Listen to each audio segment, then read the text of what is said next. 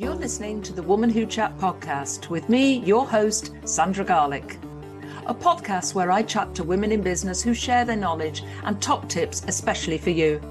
I also share my own tips to help you gain visibility fast so that you appear to be everywhere, even when you're not. I'm delighted to bring this podcast to you each week to inspire and motivate you to achieve. Enjoy the podcast.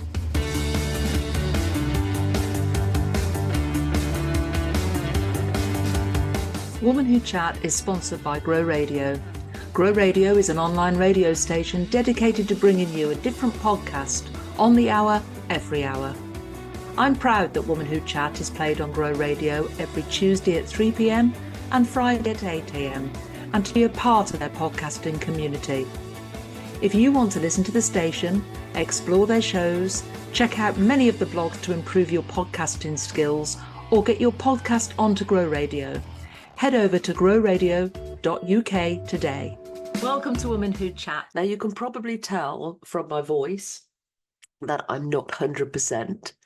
I've just recorded this episode, actually, and it had so many coughing fits in it, I had to press stop and abandon it halfway through. So this episode might be a little bit shorter than usual. I've had a month of this horrendous icky virus, although I was on holiday for half of that. It was much better having a virus in 27-degree heat than it is in the UK. But anyway, it's really important to me to deliver this episode. And in order to do so, you're just going to have me warts and all. So if I do have a coughing fit, I'll probably pause. I'm sat here with my Lemsip, with my box of tissues, and I'm going to do my very best. So this episode really is all about reflecting on 2024 in order to plan for 2025. I'm a big believer that you can't move forward until you've looked back and look at what's gone really well, what hasn't gone quite so well, and what needs tweaking. And I don't mean reinvented the wheel every time, but you can't plan forward until you know what's working and you know what isn't.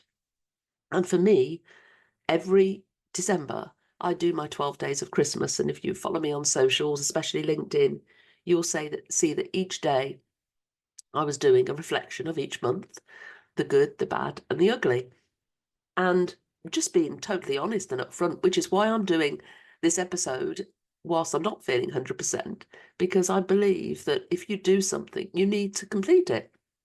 Now, I'm also getting lots of rest and relaxation because I know that I'm not at my best right now. In fact, I can't perform for myself, let alone for my clients. And they've been totally understanding. So I'm sat here with my Lemsip, with my hot water bottle, with my blanket and my tissues. But I am going to deliver this episode because it's a really important one. And I don't know whether you do this, and I've seen a couple of people on socials follow me when I do this, and they do it themselves. But I go through each month. And the way I do this, because I've got memory like a sieve, especially right now, is I go to my calendar and I look at what I did. And then I go to my photographs and match it up. And it gives me it really does give me an insight into what's gone on in my business. Now, I am a big measurer of metrics, especially this last 12 months, because it's given me some valuable information to take my business forward. Now, I don't mean just looking at the financials, and I'm pretty hot on those. I look at my financials every day, and I know some people prefer to just hand their financials over to a bookkeeper and their accountant, and that's fine. But if you haven't got your finger on the pulse, if you don't know what's happening, then you can land in all sorts of problems. I mean, it's a long time to wait to year end to find out that you didn't make the money you thought you were going to make, and yet you've committed to expenditure. But aside, the financial aside, there's other metrics you could be looking at. My events, what was the attendance like? What was the feedback like? What's my socials doing? What's my followers? Different metrics around my social media accounts. What's working? What isn't? Where am I wasting my time? But I very quickly realised in January I had to make a really important decision, and that was go into full-time employment, which I was already working on a massive, massive contract, or give myself 100% to my business. But it's really hard stepping off that hamster wheel when you're being paid so lucratively for delivering something against doing your own business.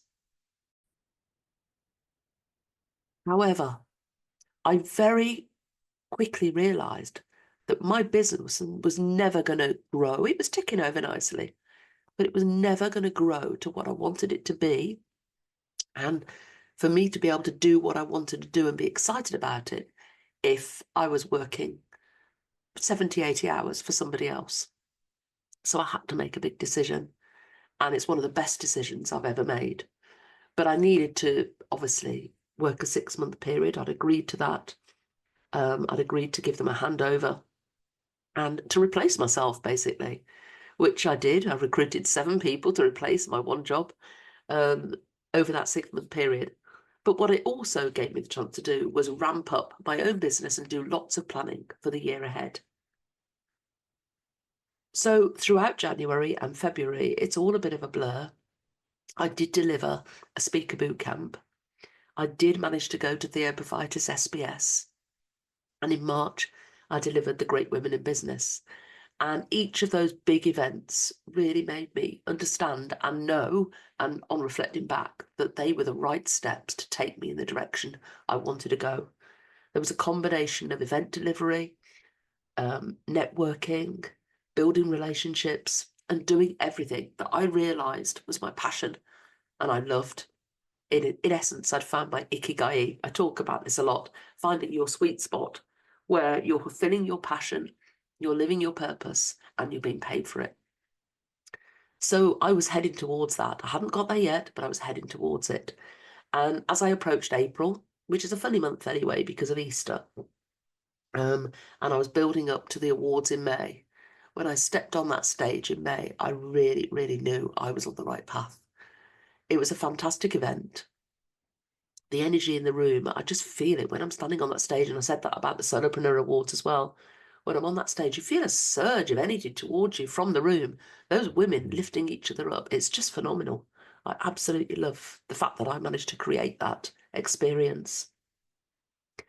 And as I moved towards the end of June, which was my finish date on the contract, I jetted off to Italy.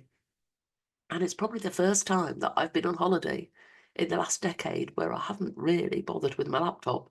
It stayed in the safe nearly 99% of the time. I think I came off it to do a few, well, I went on my phone to do a few lives to promote the awards because they were closing on the 1st of July. But that first week in Italy, I did a few things, but it was just nice just to switch off completely. And then I jumped on 3 trains across Italy and then went to Tuscany. And pretty much the same the second week, I hardly looked at my laptop at all, which was great. And then came the 1st of July. Now, I was still in Italy. The awards are closed, entries are closed that day. And, oh, had they closed? I can't remember. Do you know, I think they opened on the 1st of July and closed on the 1st. I can't even remember, to be honest. As I say, I'm a little bit woolly, so forgive me. And the 1st of July is important because that was the day I started my first ever business in my bedroom, spare bedroom, measuring 6x5 with a laptop, a printer, a telephone, and no clients.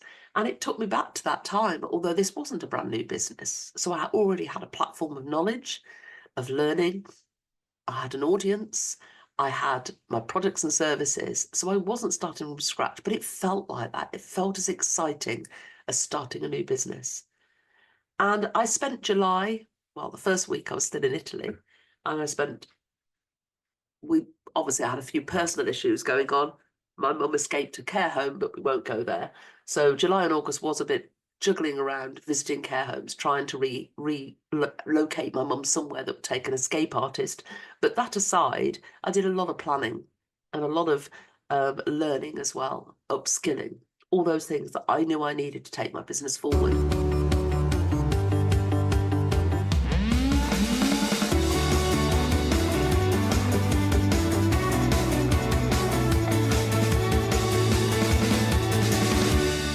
I'm briefly interrupting this podcast to tell you about the Woman Who Achieves Awards 2025.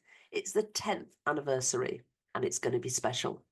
Entries open on Wednesday, the 1st of January. Just visit womanwho.co.uk/awards for all the information and the entry form. This is your opportunity to share your journey, your achievements and your goals and aspirations for the future. Plus, entering awards is great for visibility. Remember, early bird ticket sales end on the 31st of December, so don't miss out. There are also some great sponsorship opportunities available. Now back to the podcast.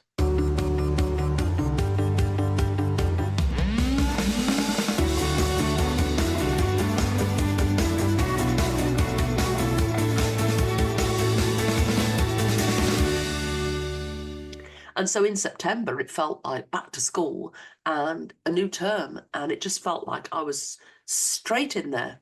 I was mentoring clients. I was delivering events. I was delivering boot camps, strategy days. I was attending networking events. I'm a business mentor for Help to Grow and NatWest Accelerator. I was mentoring there as well. I was absolutely loving it. And I was on an absolute roll in September. And I think that made me realise that what I was doing, that planning I'd put in place earlier in the year, it had actually worked. The messaging I was putting out, everything was working. And as I went through September and the Solopreneur Awards prep, and then we delivered that in October, again, another fantastic day, bringing women in business together, and men too. Men are always welcome at my events.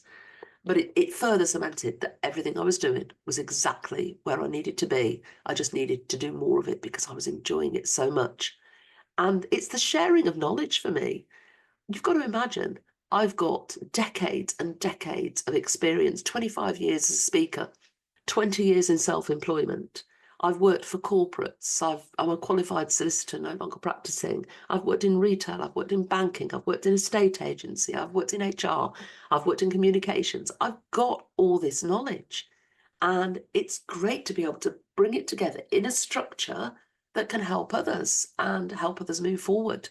And I'm just loving the transformations that are happening right now with some of my clients. But I love the group work as well. I love my membership. I love delivering in there. In fact, I go live in there 3 times a week now because I enjoy it so much. And then we hit November, which for me was a bit of a consolidation, a lot of planning. My theme was organising your time. I have a theme every month. December is business planning. And I really was mapping out my time, but I was working heavily on 2025. You see, I started working on 2025 on the 1st of October. In fact, probably before then, I'd already got dates in the diary. I actually launched and planned my 2025 awards, which are happening on the 9th of May. I started planning that on the 10th of May, 2024, as I walked out the door. I booked my AV then. I booked the venue then. I put out tables for sale then. So some of my events, I have to plan a year in advance, but others probably 3 to 6 months. And I'll do a separate topic on events because I think it's really important. I've done one on events before, but I've had a lot of learning from event delivery this year. So that November piece was a lot of planning. And also I knew I was going away at the end of the month for a few weeks. And coming back halfway through December, you know that most people have switched off. But just before I went away, and for the first time ever, you know when you work like a hamster before you go away on holiday? In fact, you do all the work you think you're going to have to do before you go away. So you burn yourself out. You go away, you have this holiday, and then you come back to masses of emails and you burn yourself out again as soon as you get back. It was the first time I haven't had that for a couple of reasons. One, I had this virus. So on the Monday before I went away, I decided I wasn't going to work that day, and I got one online meeting. And I remember sitting on the online meeting, and it's somebody I know well, and apologising because I was drinking whiskey in the afternoon because I got a tickle in my throat. And I'd started to feel something over the weekend, and I thought, this isn't going to happen. I'm going to get rid of this. And my mum and dad always swore by a hot toddy. So I had a whiskey, and it was medicinal, of course. And it got worse and it got worse. So by the time I was on that plane, I was shivering. I felt a bit guilty because I was spreading my germs on a plane, but I had no alternative. I couldn't cancel. I wasn't that ill. And I thought the warmer climes would do me good, and they did. And although I lost my voice for the first week, and it's still not back 100%, but it did give me the break that I needed. I had lots of rest days, lots of time in the sun, which my body needed. I did do a bit of work, but only because I wanted to. And when you love what you do and it's your passion, It doesn't feel like work. Nothing I do feels like work. And so when we came back, I was fighting fit, I was fully refreshed, I was raring to go, no jet lag when I returned because I could crack that as well. And I went straight into the festive period. So off I went to a festive afternoon tea, thoroughly threw myself into the afternoon. It was somebody else organising it even better. And then I went out for a Christmas meal with the radio crew where I delivered my radio show. And on the Monday, I had my own team lunch. That evening, I got another team meet up with a meal. And Tuesday, I was at an event and I was speaking at that event, and all was going well until the afternoon of that event. And that tickle came back. Now, I didn't have any whiskey, although I joked with them that I got a flask full of whiskey. It was actually full of Lemsip. And I could feel it coming back. And it just hit me like a sledgehammer after that. And I've been really, really poorly. I'd say this was the most poorly I've been since COVID. And I'm never ill. I never take antibiotics. I've got a really good immunity. But this has just side-blinded me. And it really made me think this week when I'm planning 2025. Now, when I plan, the first thing I put into my diary is my holidays. And believe you me, there are plenty of them there. So that's the first thing I put in. I put family commitments, things I know that are going to crop up with family, birthdays and celebrations. And then I put other things in that I want to do. You know, I go away with friends and we do various meetups and things. And then my events are in there, of course. So everything else has to fit around that. And what I'm very careful not to do is to have every day as a delivery day. So I don't work Fridays now. Fridays, I don't put anything in the diary. And I know a lot of people hold events on Fridays, and what that allows me to do then, it gives me a choice. If somebody's holding an event on a Friday, I can go if I want. Yet if I do book an event on a Friday, what I try and do is take the Monday off after. I try and give myself that 3-day weekend. And the ultimate plan, and my Mondays aren't really a heavy day, they're an office day. And I sometimes deliver my Woman Who Inspires online network, which is free on the first of every month, first Monday of every month, from 9:30 till 10:30. That's not like work. That's just fun meeting up with other people. So I don't really work Mondays. It's not a delivery day for me. But Tuesday, Wednesday, Thursday tend to be my delivery days or networking days or days where I put stuff in the diary. And you have to be really careful that you're not out networking all the time and then you've got no time for delivery, but you don't want to be delivering back to back either. So you've got no time for going out and building your pipeline and networking. So it's a fine balance and one that I think I've cracked. And I talk a lot about my lifestyle and my work style, and I've cracked that as well. Probably the latter part of 2024, since the 1st of July, but also very much so for 2025. And I do need to take additional people into my business. I need people, extra resources to deliver things that maybe I shouldn't be delivering, that I should be delegating. It also means that when I'm not 100%, which is very rare, or I do want to go and have some downtime, or I do want to step out for a week or whatever, the cogs are still turning and everything's still happening. So yes, I will be taking on some additional people. I don't employ people. I take on freelancers, and they become part of my team. And I've got a fantastic team of people who support me and support me really well. I couldn't run my business without them. So I will be expanding that even more in 2025. But I think I've actually managed to create the lifestyle and the work style that works for me. And I talk a lot about words of the year. And I think the first year I did one was, I had them during COVID, everyone was setting words, but I never really lived them. My word for 2024 was intentional. And I said in January that I was going to be intentional about my health, my wealth, and my happiness. And that was that big decision in January. That was being intentional. And every decision I've made throughout the year, I've had that at the back of my mind. How will it affect my health? How will it affect my wealth? And how will it affect my happiness? And by using that barometer and measuring, as I said, I've been measuring everything, it's enabled me to make good decisions. And every decision has been intentional with that in mind and creating the lifestyle and the work style that I want. But I realised that I can't be doing everything, and sometimes you can be delivering far too much. So now I've made the decision to simplify my business, which became my word of 2025. And it was watching that Stacey Solomon episode of Sort Your Life Out. And I'd never watched it before, but I watched a couple more, and these people were not hoarders, but they were just living in chaos. And I'm a big believer, if you've got chaos around you, then you can't see the wood for the trees. And if you do something so simple as to tidy out your email folders or clear out your sock drawer, it just makes you feel that little bit calmer. So I decided, obviously, when my dad passed away, he was a hoarder in every sense of the word. He kept everything for a rainy day. He kept everything in case he needed it. And we filled 2 skips.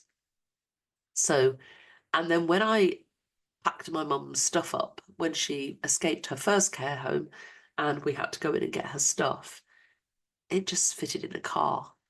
And when we sorted through it and got rid of a lot of what was there, it was down to a suitcase at the end of the day.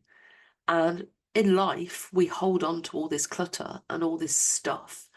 But really, when the chips are down, we can't take it with us. And we just hoard things we don't need. And we hold on to things for attachment, but we don't need them. So I've spent this year decluttering my office, decluttering my wardrobes, decluttering the garage, the shed, and I'm still decluttering because I don't want to put my boys in that situation that myself and my brother were in, that we have to do all that sorting out. So yeah, I'm decluttering everything. And I often say I'd love to live life out of 2 suitcases, one for summer and one for winter. But I think I'm going to go with all seasons. I'm going to go 4. You know, I love a 90 days thing. So I'm going to have a spring, summer, autumn and winter suitcase because my future, as I've said, I'm not retiring, but I will travel. And I will live out of a suitcase wherever I am. So yeah, I think that's my ultimate 4 suitcases. But it's been really therapeutic doing that. And that decluttering piece is going to continue. You know, do I need it? Am I using it? When was the last time I used it? Is it serving its purpose? If not, get rid of it. Whether it goes, you know, in the bin to charity or it gets sold, it moves on. So that's one big learning piece for me of 2024 that I'm going to carry through into 2025 to create that work style and lifestyle that I'm enjoying right now. So I've got a few free downloads at the moment. I've got a great business strategy checklist at the moment that I'll pop in the show notes. I'm taking it off on the 31st of December and along with the early bird tickets for the awards on the 9th of May. 10th anniversary, very special event. But in the meantime, I'd just like to wish you all the best. I hope you've had a great 2024 or what's ever happened for you in 2024. And if it hasn't been so great, I'd encourage you to take the learning from it, sit down and do a review. And even if there have been some tough times, some times where you feel I can't go on, or maybe some times where you just want to give up and do something completely different, take the learning from it and think about, you know, what did I learn from that experience? Because there are always positives from everything negative that happens to us. And if we reframe them, we can use them as learning to carry us forward into our next chapter. So I will be back in 2025. God, that sounds weird, 2025. With lots more learning, with some great topics throughout 2025. I hope to see you at the online network on the first Monday of each month. That's totally free to attend. That will always be free to attend. It's online. We're there for an hour. Networking, inspiration and connection. And we do some learning as well. I'm always sharing top tips on each of the monthly topics. So I hope you've had a great 2024. I hope you've had a great Christmas. I'd like to take this opportunity to wish you a happy new year. And I will see you in 2025. Thank you for listening to the Woman Who Chat podcast. I hope you enjoyed it. Join me next week for more inspiration, learning and top tips. In the meantime, visit womanwho.co.uk to find out how you can start your Woman Who journey or even feature on a future podcast. You can also join the Woman Who Achieves community on Facebook. The link is in the show notes. There, you'll get the opportunity to network, find support and make new connections with over 1,000 women in business. Don't forget to subscribe so you don't miss next week's podcast. And if there are any topics you would like to hear, just get in touch with me, your host, Sandra Garlick.